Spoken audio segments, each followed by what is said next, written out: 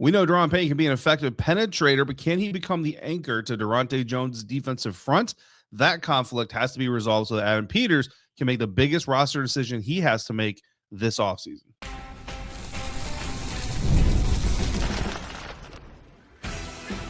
You are Locked On Commanders, your daily podcast on the Washington Commanders. Part of the Locked On Podcast Network, your team every day. This is Locked On Commanders, part of the Locked On Podcast Network, the #1 sports podcast network. And I'm David Harrison, your guy on the ground, credential member of the media, covering the Washington Commanders for WUSA 9, also writing for Commanders on SI. And of course, here with you 5 days a week, even throughout the offseason. On today's episode, Daronte Jones' reaction for returning to the NFL shows what he's all about. And while schemes can hide weaknesses, there still needs to be strengths for those schemes to elevate in order to be successful. But first, just because players are being paid highly doesn't mean they're worth the money. And just because they underperform in one system doesn't mean they should be cast aside in another. All of that coming up on today's episode of Locked On Commanders, part of the Locked On Podcast Network, your team every day. Just because Daron Payne is expensive and didn't necessarily work out as well as we had hoped he would in 2025 doesn't mean he can't be effective in 2026. That's what we're going to talk about here to start off today's episode. A bonus episode, our next full episode, like I said on the last full episode, will be about some Senior Bowl standouts and potential fits for the Washington Commanders. But I did want to come through and kind of put a bow on our initial conversation about Daronte Jones. We talked about some of the players in the previous episode that I think are going to fit very well. Some of the coaches that may come over from the Minnesota Vikings and even some other areas to help flesh out the coaching staff under Daronte Jones on the defensive side. But I wanted to talk about the other side of the coin from the player standpoint, and that is the potential misfits. The not misfit as in like they don't behave well or whatever, but just the guys that don't necessarily fit into what we're looking at with a potential Daronte Jones defense. And what the three players that come to mind are honestly all in the same position group. It's Daron Payne, Johnny Newton, and Javon Kinlaw. And the question going into it is, what is this going to look like for a Daronte Jones defense? Because if you go to, again, through his history, and if you missed the last episode, highly recommend the episode about the players that fit, I should say. We also went into a conversation of what his projected scheme could look like based on his history, based on the roster as it stands today for 2026, not, hypothetically adding anybody else or any draft picks, right? So based on that, we came away with looking at potentially a similar system what they ran in Minnesota in 2025, which is a good amount of 5-man fronts. That's five defensive linemen. So you're usually talking 3 interior defensive linemen and 2 defensive ends. The 3 interior defensive linemen would be Daron Payne, Javon Kinlaw, and Johnny Newton. The question is, who's going to be the Harrison Phillips type? Who's going to be the anchor to that defensive line? And when you look at it, size profile and all that, you would think it would be Daron Payne, and that would be good if he could become that anchor for that defensive line, because it's like a $28 million question, right? Like $28 million is roughly what he's going to count for against the salary cap. If you move him, release him, trade him, or whatever, you could save a ton of money and potentially, use that money to go find somebody to potentially anchor your line. Or if you can trade him for draft capital, maybe you can find a guy in the NFL draft to do so. So the first question they have to answer is, do they believe Daron Payne can be that anchor and not necessarily even be the Harrison Phillips, right? And Harrison Phillips is a really good run defender and does a lot of other things. When I watched the Harrison Phillips tape and I watched the Daron Payne tape, truthfully, the biggest difference between the two guys that I see is motor, right? Harrison Phillips just seems to have a better motor, one that just kind of continues to go and go and go. Whereas Daron Payne has reps, has moments, even has full games where he kind of seems to just let off the gas, right? Daron Payne is best when he's penetrating, right? Which is kind of the opposite of being an anchor. But I would also say that Harrison Phillips did a really good job of being a penetrator as well. And I would also wonder, and this is again a conversation for Daronte, and this is a conversation for the staff and everything else that they're not going to divulge to us publicly, unfortunately.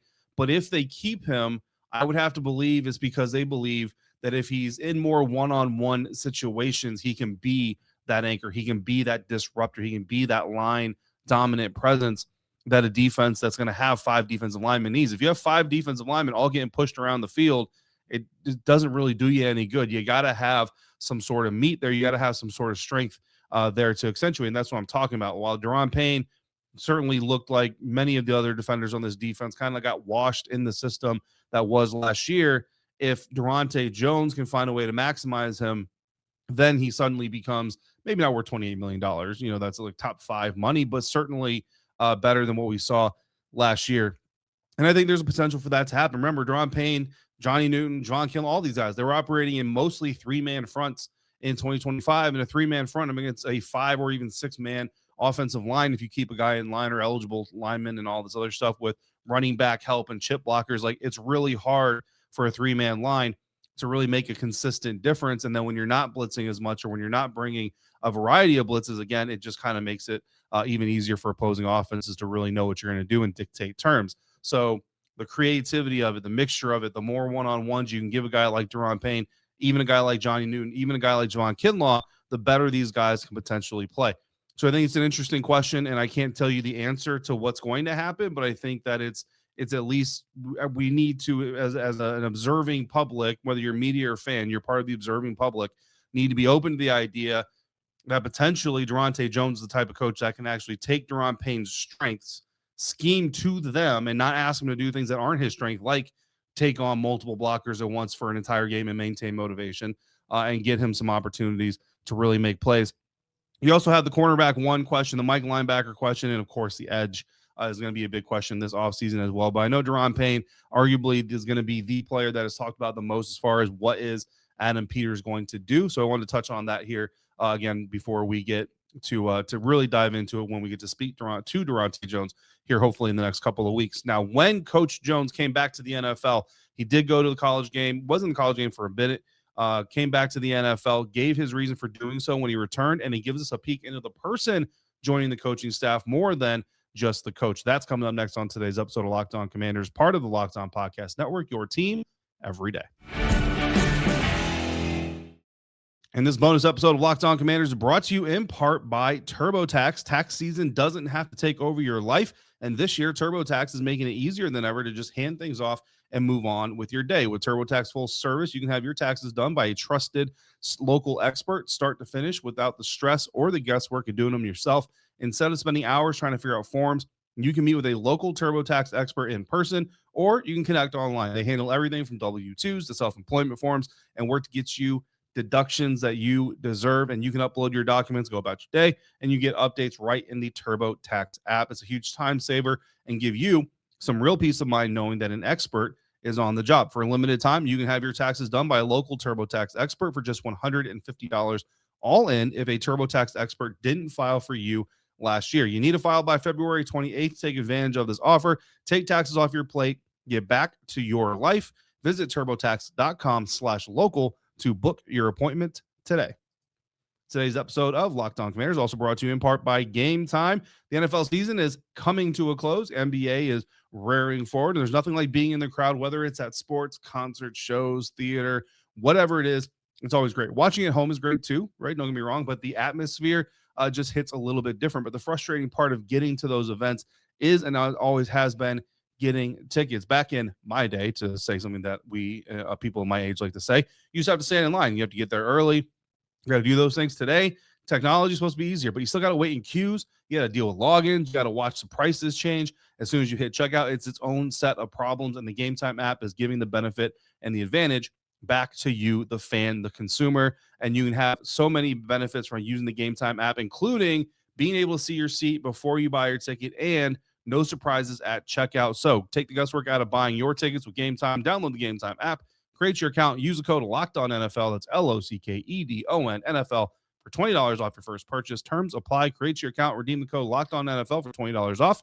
Download the Game Time app today and get back to being there live. Today's episode is also brought to you in part by FanDuel. FanDuel, jumping into the Super Bowl mode, is getting into big game mode, and there's going to be some big things coming up for the Super Bowl. I've already got my same game parlay. I've already got my money kind of put where it is, but there's even more coming. And if you're a new customer to FanDuel, you're going to have even more benefits for signing up and getting started with the big game here coming up in a couple of weeks. Seattle Seahawks against the New England Patriots. For me, I've got the Seahawks, and I'm actually on the list where I think the Seahawks are going to win this game by about 10 points. I've got Travion Henderson, New England Patriots running back, getting an anytime touchdown. I've got Jackson Smith and Jigba catching at least 50 plus yards worth of catches. And I've got tight end Hunter Henry going for one or more catch. I know it's kind of bold, but that's my same game parlay for the Super Bowl. You can get involved as well. Go to FanDuel, official sportsbook partner of the NFL. Grab your opportunities today.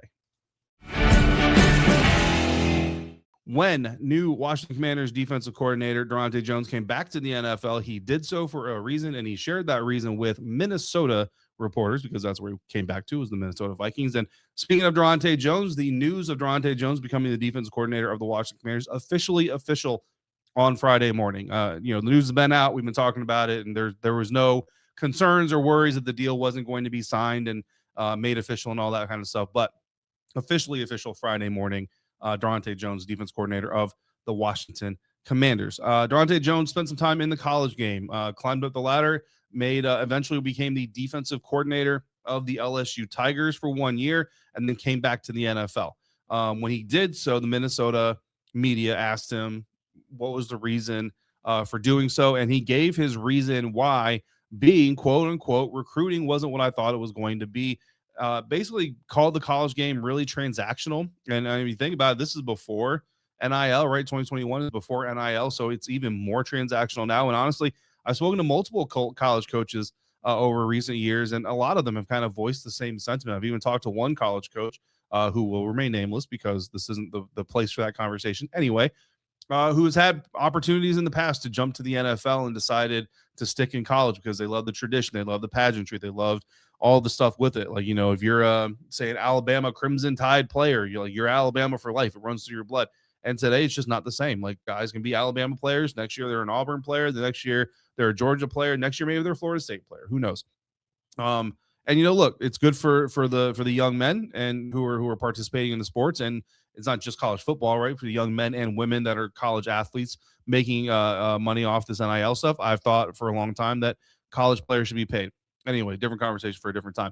But basically, it's just become very transactional. So Coach Jones wanted to return to the NFL because he feels that as a coach, he gets to focus on what he called, quote unquote, pure ball, scheme, technique, development, rather than trying to sell a program to someone. And certainly you might have to do that a little bit for free agents, but not nearly as much as you do for the college game. And really, to me, that just kind of shows you who Daronte Jones is. And again, it's a small glimpse, right? And I haven't met him yet. I haven't gotten to know him yet, right? But just kind of first impressions type of situation. This isn't a man who's about the dressing. He's not about, the narrative. He's not about the hidden meanings behind whatever. He's about the purity of football. I mean, he wants to come out here. He wants to get people in the right place. He wants to teach them the right way, do the job the right way. And I think that we can all kind of get down with a guy like that. If we've dealt with politicians before, we've dealt with people who are more about the message and more about, how can I filter this or spin that or whatever. And I don't feel like if you are an audience of this show, I hope anyway, you're not here because you think there's a whole lot of spin or dressing up or dressing down going on, because that's not who I am either. So I certainly resonate with Daronte Jones. And if you resonate with me, I feel like you would probably resonate with Daronte. A little bit more about who he is as well in his path to get here, because his path to get to being a defensive coordinator in the NFL, I think, is very impressive. Every coach has their own, story. Every coach has their own hurdles and things like that. But Daronte is really kind of been through it. And we can't go through every single step of the way here, but some very important stuff. We've already talked about Prince George's County product, right? Capitol Hills, Maryland. Is where he came up. Bishop McNamara High School in Forestville, Maryland is where he played. He ended up playing defensive back. Ended up playing college in Temple. Started off at Temple, transferred to Morgan State to play defensive back. And in his second year at Morgan State, suffered a neck injury that caused him nerve damage that forced him to medically retire from playing the game of football. Went into like a 2-week long, just like didn't leave his room, didn't want to do anything, was lost, kind of, I'll call it depression. I don't know if it was like clinically depression, right? But for lack of a better term, depression. Then he was pulled out by his coaches. The coach said, "Hey, listen, you're still on your scholarship. Come help us. Come be a student assistant. Come be a coach. Come do that." And it basically launched his coaching career. Ended up going through several different stops. Went through the HBCUs, which coached at Bowie State for a minute there. But also, what was interesting about his story as I was researching him is he actually applied for a job with Morgan State. This is later on down the line. Had some experience under his belt. did not get that job. And what he ended up doing is he ended up taking a grad assistant position with UCLA, which is, considered a step down, certainly from being a paid coach to being a grad assistant. And really just kind of is a man from his story, as best I can tell, is a man who understands, there's the cliche, when life hands you lemons, you make lemonade, right? To me, I don't necessarily look at it that way. I just kind of say, listen, the situation is what it is. Control what you can control and let the rest of it figure itself out.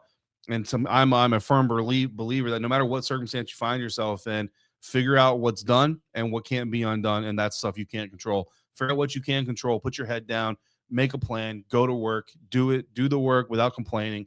And you're going to come out where you want to be. And I think that Daronte Jones seems to be that same type of a person, judging from his story. I mean, slept in his car, for months on end to do this type of job. So I think he's a guy that everybody's going to really enjoy being around in the building. And like we've heard from Adam Peters, from Josh Harris, from Dan Quinn, like the person that you're bringing into this organization is much more important than the player, than the coach, because that's where it all starts. The person you are is where it all starts. And I think that Daronte Jones, the right type of person to join the Washington Commanders franchise. So for now, unless we get some sort of inspiration for another piece of or another topic of conversation, and until we have the press conference with Daronte and David Blau and Dan Quinn, I think we've pretty much put a bow on the Daronte Jones conversation for right now. So that's going to do it for this bonus episode. Like I said, next full episode we will drop on Friday before we enter the weekend. We're going to look back at the Senior Bowl practices and talk about some of the players that have been standing out there. So make sure you are subscribed. Make sure you're following along Locked On Commanders so you get all the latest episodes. And you can also follow me on X at DHarrison82, on Instagram at DHarrison_82. And if you never miss an episode, then the Everydayer Club, literally built for you. It's called the Everydayer Club because it's for everydayers. LockedOnCommanders.supercast.com. Check out the Everydayer Club membership and all access tiers. Even if you're not an everydayer and you just want more information at your fingertips when you want it, by all means, go check it out. You're probably going to find some value there as well. For your next listen of the day, please check out the Locked On NFL podcast twice per day, Monday through Friday, once in the morning, once in the afternoon. You're getting 2 doses of national NFL news and opinion and analysis. To the Everydayers, I see you. I appreciate you every single day. And thank you especially for coming through yet again today. Until next time, everybody out there, please stay safe. Be kind to one another. We will talk again real soon right here on Locked On Commanders, part of the Locked On Podcast Network, your team every day.